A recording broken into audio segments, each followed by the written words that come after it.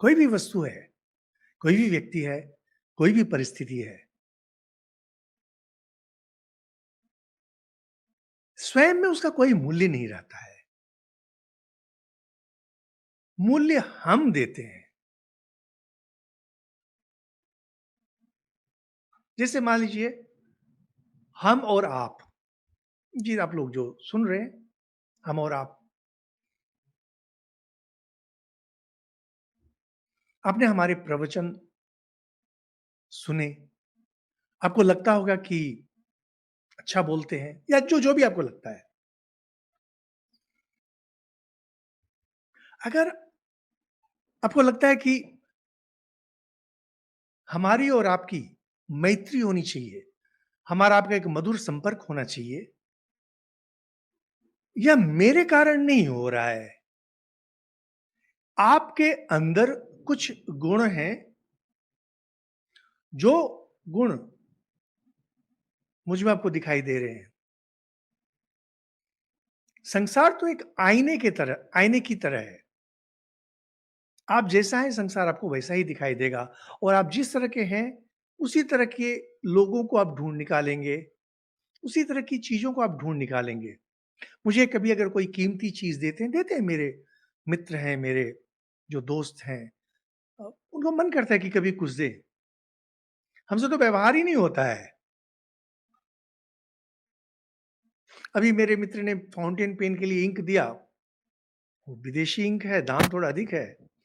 तो मैं तो घबरा गया दाम देख कर के। मैंने कहा कि अब तो एक शब्द भी मैं इससे नहीं लिख सकूँगा जो गलत हो, क्योंकि उसको काटने में मुझे माया माया लगेगी कि स्याही की बूँद की बर्बादी हुई।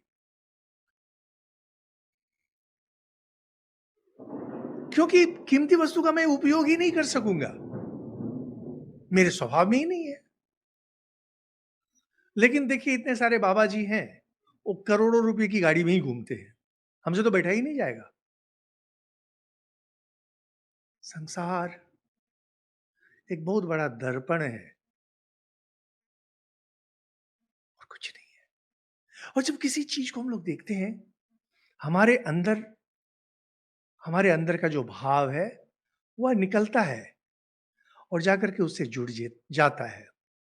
उस पर लेप लगाता है, चाहे वह लेप प्यार का हो या घृणा का, दोस्ती का हो या दुश्मनी का।